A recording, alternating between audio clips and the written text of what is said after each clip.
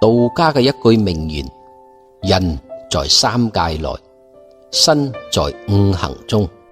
指嘅係五行元素與芸芸眾生係一個整體，唔可以分割。五行元素係大自然中萬物嘅根源，被分為物質世界，而潛藏於五行元素中嘅規律與法則，就係人生中萬事嘅泉源，被分為精神世界。人生中嘅萬事係源於自然萬物同人心靈意念中嘅力量產生共鳴所呈現，佢哋只係一種形式，一個過程。到底呢啲形式同過程與五行元素又潛藏住乜嘢奧妙嘅關係？人雖然係自然生態中萬物嘅一部分，但係卻係創造人生中萬事體制嘅根源。我哋睇睇人生中萬事體制嘅根源與五行規律嘅奧妙關係。所謂凡事冇相生，何來事物嘅產生？冇相克，又要如何活得平衡同化解事物中嘅成長與衝突？我哋喺生活中萬事嘅衍生，都係源於芸芸眾生嘅諗法、做法同一言一行所形成。咁我哋又要如何從人生萬事嘅體制中區分出五行嘅屬性？佢哋潛藏住嘅特性係如何同五行嘅屬性相同？同時當中又係如何產生相生相克嘅奧妙關係？人生萬事五行嘅屬性，人擁有生命同成長嘅本能，佢嘅特性擁有生長同循環嘅形式，係屬性於木元素。而社會係由芸芸眾生喺生活中所作所為同一言一行所形成，而芸芸眾生喺社會中會產生各種嘅摩擦同衝突。喺各種嘅摩擦同衝突嘅過程中，會產生熱能嘅頻率震動。呢種過程嘅特性係屬性於火元素。為咗制止同平衡社會中嘅摩擦與衝突，衍生咗各種生活中嘅規律與法則。呢種過程產生咗活化功能。呢種形式特性屬性於土元素。由於要延續生活中嘅規律與法則嘅精神，而衍生咗各種教育嘅體系。教育嘅過程沉澱人嘅思想，以種下意識。過程嘅形式特性屬性於金元素。而教育意義嘅核心係源於愛。愛擁有滋潤同飄忽不定嘅作用。過程嘅形式特性屬性於水元素。喺人生嘅萬事中，就係以呢五種特性作為區分五行嘅屬性，佢哋同樣都潛藏住相生相克嘅規律。五行萬事相生嘅規律係：人屬性於木元素，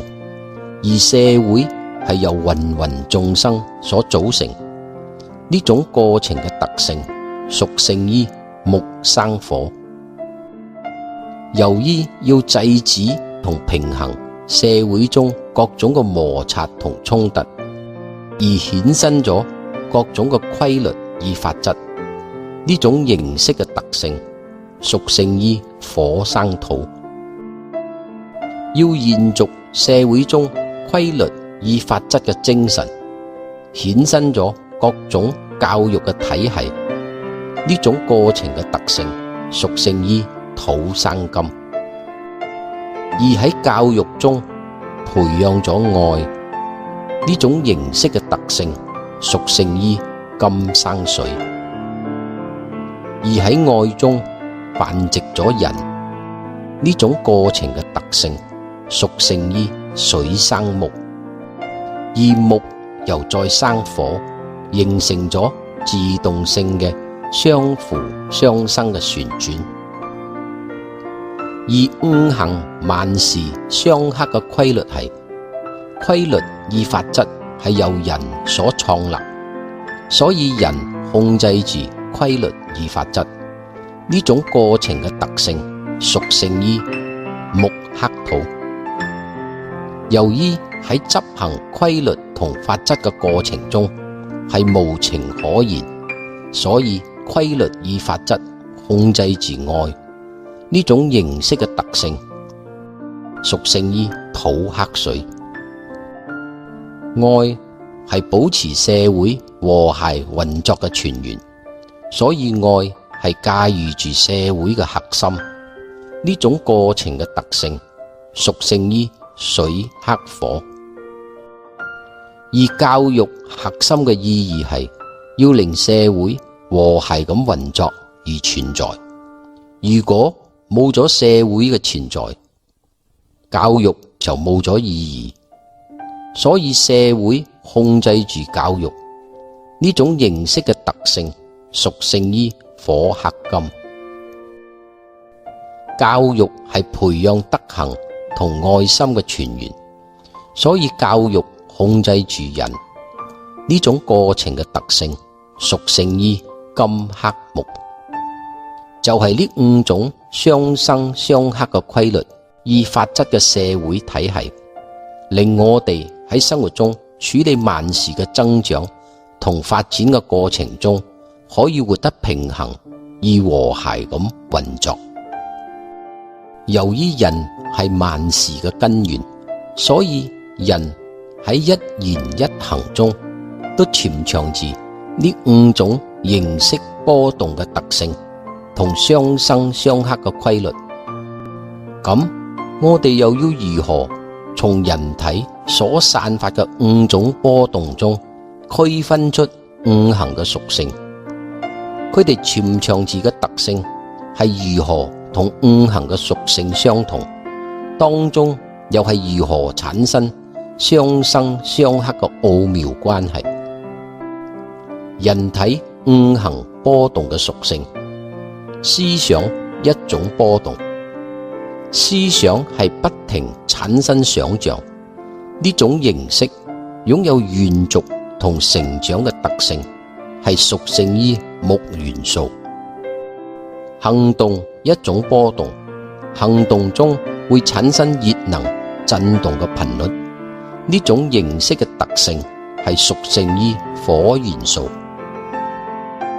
行為一種波動，行為係喺行動中產生嘅形象，亦係心靈思考嘅呈現，係一種不斷變動嘅形象。屬性擁有生化功能嘅特性，係屬性於土元素。習慣一種波動，係逐漸定型嘅行為，呢種形式擁有沉澱嘅特性，係屬性於金元素。命運一種波動，命運各不相同，容納於生活中，呢種形式擁有滋潤同飄忽不定嘅特性，係屬性於水元素。人體五行波動嘅屬性就係以呢五種特性作為區分五行嘅屬性，佢哋同樣都潛藏住相生相克嘅規律。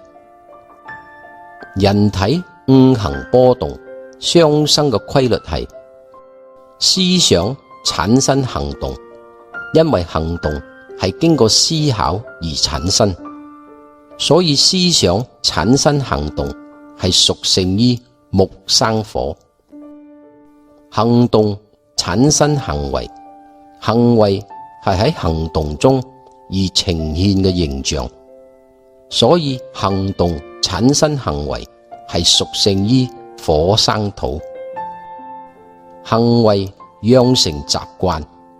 習慣係人漸漸養成而定型嘅行為，所以行為養成習慣係屬性於土生金。習慣決定命運，人養成點樣嘅習慣，就會有點樣嘅命運，所以習慣決定命運係屬性於金生水。命運駕馭思想，人有點樣嘅命運，就會有點樣嘅思想，所以命運駕馭思想係屬性於水生木。而人體五行波動相克嘅規律係命運控制行動，人有點樣嘅命運，就會有點樣嘅思想，而人有咗點樣嘅思想，就會有點樣嘅行動，所以命運控制行動係屬性於水克火。行動控制習慣，習慣係養成而定型嘅行為，要改變唯一就係採取行動，所以行動控制習慣係屬性於火克金。習慣控制思想，雖然思想產生行動，但係只要養成咗習慣，喺採取行動時就唔再需要經過思考，所以習慣控制思想係屬性於金克木。思想控制行為，行為係喺行動中產生嘅形象，而行動係經過思考嘅呈現，所以思想控制行為係屬性於木克土。行為控制命運，人嘅行為好或唔好，將會直接影響住命運，所以行為控制住命運係屬性於土克水。就係呢五種形式波動同相生相克嘅規律與法則，駕馭住人嘅心靈，操控住人正負面信念嘅增長同發展，而令佢哋活得平衡而和諧咁運作。而同樣，社會嘅體制系統都潛藏住五種形式，係由法律屬性於木元素，罪案屬性於火元素，法官屬性於土元素，財富屬性於金元素，秩序屬性於水元素。社會嘅體制就係以呢五種形式相生相克嘅規律與法則，以作為平衡、化解及和諧咁運作。喺社會規律與法則嘅體制系統中，都係源於推理屬性於木元素，分析屬性於火元素，概念屬性於土元素，願景屬性於金元素，問題屬性於水元素，係以呢五種形式相生相克嘅規律與法則，作為平衡、化解及和諧咁運作。而教育核心體制嘅系統，亦係源於做人以德為本，教育仁義禮智信，而仁屬性於木元素，義屬性於火元素，禮屬性於土元素，智屬性於金元素，信屬性於水元素，係以呢五種形式相生相克嘅規律與法則，作為平衡、化解及和諧咁運作。同樣，愛嘅核心體制亦係源於5種形式嘅愛所呈現。愛情嘅愛屬性於木元素，情誼嘅愛屬性於火元素，父母嘅愛屬性於土元素，真誠嘅愛屬性於金元素，慈悲嘅愛屬性於水元素，都係以呢5種形式相生相克嘅規律與法則作為平衡、化解及和諧咁運作。所以5行元素嘅規律與法則係人生中萬事與萬物嘅核心。所謂事情嘅發生必有其因果，只要了解原因就可以駕馭結果。例如我哋玩一種遊戲，要喺遊戲中享受樂趣，而最終有機會獲得勝利，首先必須要了解嘅就係遊戲中嘅規則。當我哋了解咗遊戲嘅規則，我哋正可以享受遊戲中嘅樂趣，同時正有機會喺遊戲中獲得勝利。同樣，今日我哋嚟到呢個世界，我哋要把握人生，要主宰人生，要享受人生。首先，我哋就必須要了解人生中萬事與萬物嘅規律同法則，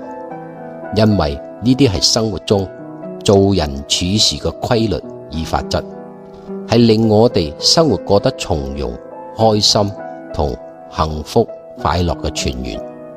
如果你要了解5行與幸福快樂嘅關係，睇返第1集5行與人生價值觀嘅奧妙關係，你將會了解5行與命運人生嘅奧妙同創造幸福快樂嘅泉源。